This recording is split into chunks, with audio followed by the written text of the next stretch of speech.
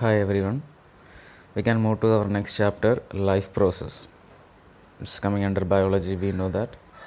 So, the life process, which means there are some certain mechanisms that should necessary for an organism to sustain life.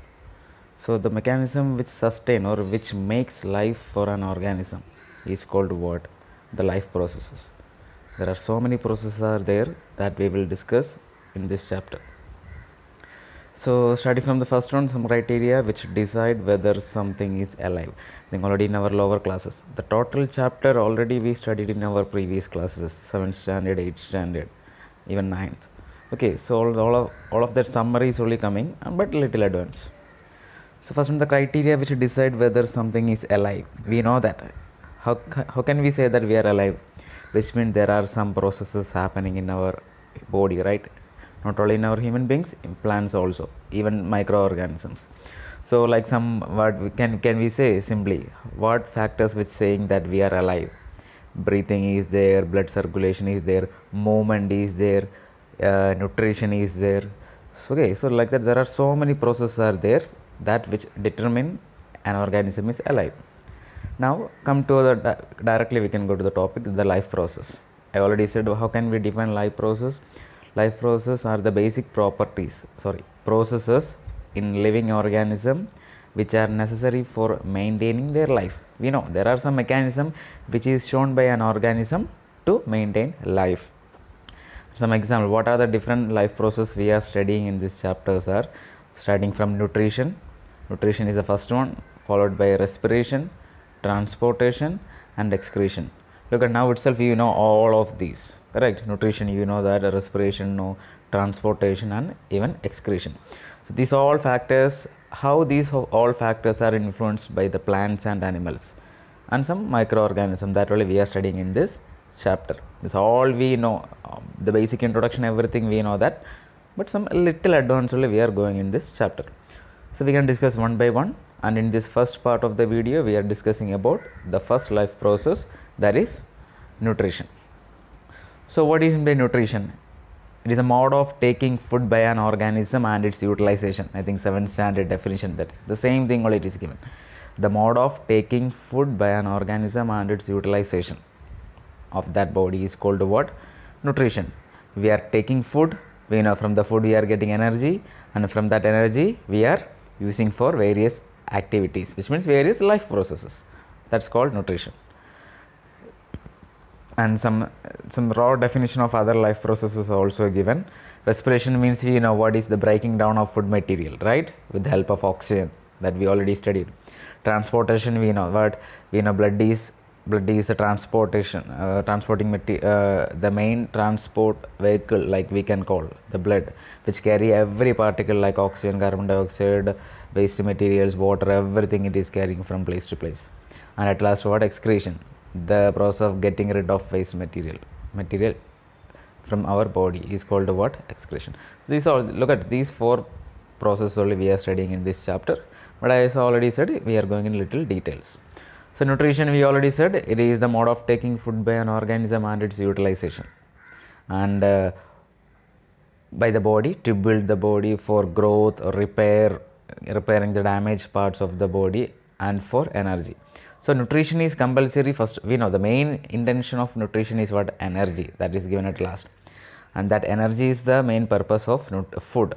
Also that food materials you are also using for what? Repairing, if any cells, not all, there are some cells, if it is damaged, for repairing we are using, and ultimately for the growth, we know for the growth food is compulsory. So this is the mode of this is nutrition.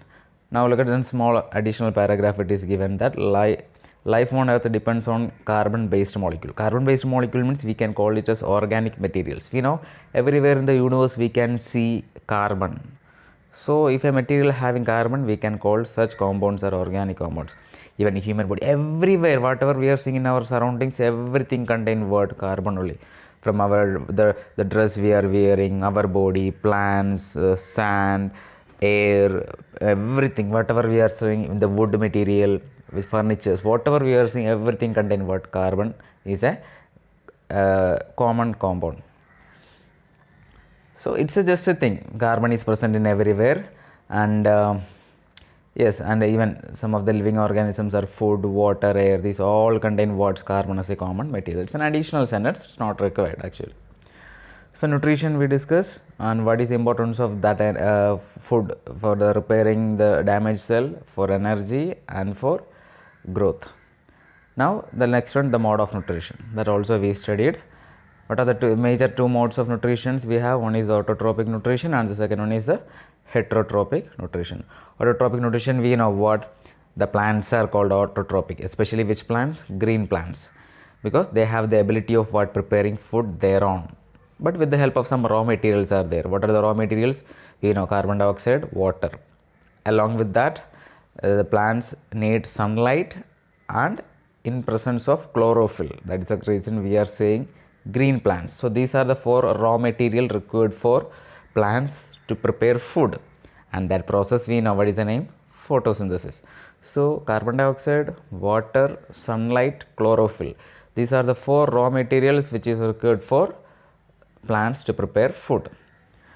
Examples, green plants only. Now heterotrophic nutrition is what we can say. Of course we know that the organisms which cannot have the ability to prepare food, which means indirectly they are depending on plants, directly or indirectly. For example, animals, fungus, bacteria, these all are coming as heterotropics. We already know that. Now I think till now that we studied, now there are some types of heterotrophic nutritions are there. There are some types of heterotrophic nutrition, some like saprophyte that we already studied, parasite that also we studied, but one more thing is there, holozoic, that is also easy only. So let's see the types of heterotrophic nutrition: saprophyte, parasite and holozoic. Let's see one by one. Saprophyte means the organism which take food from the dead decaying materials. We already studied lower classes. Example what? Mushrooms, bread molds, yeast and some kind of bacteria. Dead decaying material they are taking food. Now second one is parasitic nutrition. We know some host, parasite, lower classes we studied. So what is here? They are not make any damage to the host plant, but they are we know that Cuscuta examples we studied. They will be grow along with that plant and taking the shelter and food. Such organisms are called parasite, and from where they are taking food, that plant is called a host, and such nutrition is called what? Parasitic nutrition. Okay, example look at Cuscuta, orchids. These are the especially the leech. Some worms are there. They are taking the blood. Some worms are there. They are sucking the blood from other organism. So these all are coming under parasite. Now at last, holozoic. Especially we human beings are coming under what? Holozoic example. We know these all are coming under heterotropics. So what is in the holozoic? Look at in nutrition which organism take food directly and then digest and absorb. Look at all our digestive process. We are taking the food, then what happened to the food? That food is digesting, and from that digested food, after digestion, absorption takes place in like villus in small intestine we studied. So that is called what? Holozoic. So human beings are coming under holozoic nutrition, and which is coming under heterotrophs. So clear? So the directly taking food and digestion followed by absorption. Example amoeba, paramecium, birds, fish, human beings, these all are coming under such. So clear? So that is the nutrition, that is the nutrition part. Now we can go through the nutrition in plants. The nutrition in plants, it is very, very important. Okay, so let's see how the nutrition happening in plants. We already know that plants are coming under which type of nutrition? Autotrophic nutrition, because they can prepare food, but we know that for preparing food they require some raw material. And with what are the raw materials? In this equation it is given carbon dioxide, water, sunlight, chlorophyll. These four are the four raw material or inorganic raw material required for the preparation of food. Now, and that process of preparing food by plants is called what? Photosynthesis. So it is a process by which plants prepare food by using carbon dioxide and water in presence of sunlight and chlorophyll.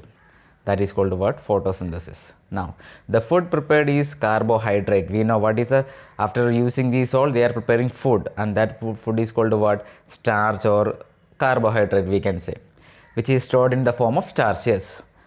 oxygen is released in this process, and we know that photosynthesis is playing very important role for balancing the oxygen concentration in the atmosphere, because they are taking the carbon dioxide and they are giving back what? Oxygen. We know that only at the time of photosynthesis only what happening, the plants taking carbon dioxide and giving oxygen.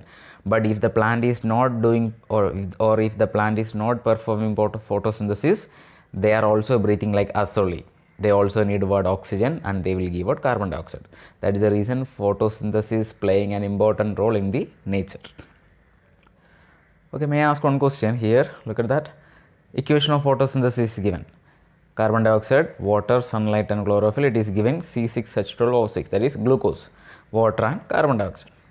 Now, can you say this reaction is coming under which type? It is an exothermic reaction or endothermic reaction? Look at carefully. Is there an energy it is releasing? No, some gas is only releasing. But look at sunlight.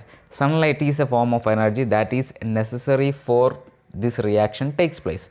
So, the energy is absorbing. So, energy is absorbing means what? It is an endo-absorbing. So, photosynthesis is an example of endothermic reaction. Is it clear? Okay. Now, the process of photosynthesis is very, very important. When you go to your 11th standard and all, there also you will be studying. It's very important. Because these three, that's the reason I given these notes. These 3 points is crucial. These all the points coming under these 3. So, let's see what is the first process happening in photosynthesis. Look at that. The photosynthesis takes place in 3 main steps. What is the first one? Absorption of light energy by chlorophyll. We know that the sunlight, the light energy is absorbed by the plants through what? The green pigment, that is called chlorophyll, because chlorophyll contains small openings called stomata, and through that what happening? They are absorbing the sunlight. That is the light energy. Now, what is the second process? After absorbing that light energy, look at the conversion of light energy into chemical energy and splitting up of water molecules into hydrogen and oxygen.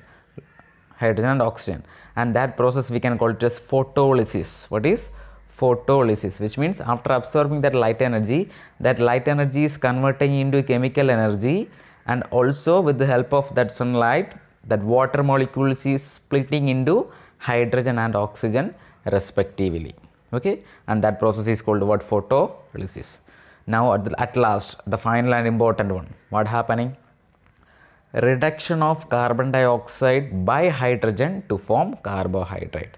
So we know that carbon dioxide is also absorbed by the plants during photosynthesis, and that carbon dioxide is undergo reduction with the help of what? Hydrogen. So carbon dioxide react with the hydrogen and it is converting into what? Carbohydrate, C6H12O6. So the reduction of carbon dioxide with the help of hydrogen to produce carbohydrate, and carbohydrate is nothing but the food material. Okay, and that is called what? Photosynthesis. So from the last process we are getting carbohydrate. Look at the second process, that with the help of light energy is converting into chemical energy, and again splitting of water into hydrogen and oxygen. Look at oxygen is also we are getting from there, and the hydrogen we are using in the third reaction for reduction, carbon dioxide reduction with the hydrogen to form carbohydrate. And the first step is what? Just absorption of sunlight by the chlorophyll. So clear? So simple now. So these are the 3 steps coming under the process of photosynthesis, and these are the some of the raw diagrams. This is, I think, the 7th standard diagram, simple one. And chlorophyll, we know what it is, a green pigment present in where? The green plants, and we know it is a cell organelle also, that chloroplast we studied, that pigments. And also we know the chlorophyll contains small openings called stomata, and that stomata is surrounded by what? The kidney shaped some protective cell, that is called what? God cells. Okay, so this is the structure of chlorophyll. And in between the, some air spaces are there. It's not much important. Stomata, this is the internal structure of stomata. Look at the kidney shaped God cells, and we know the opening and closing of stomata is regulated by what? The God cells. Okay, that's very important. Okay, because we look at here the center opening. So that all depends on what? The green that stomata is inside that opening, and look at that green, that is the kidney shaped, that green color is the God cells. So when, if the stomata want to open, what happened, the God cell need to be expand, okay, and if the stomata want to close, then the God cell need to become closer, okay. So the opening and closing of the stomata is controlled by what, the God cells, and whenever it will be opened, then only it will be absorb what, sunlight and gases, and whenever it don't, transpiration also, you know, if they want to lose water, then the stomata need to be open. So that opening closing of the stomata is controlled by the God cells, okay. So that's it about our first part of the this life process chapter.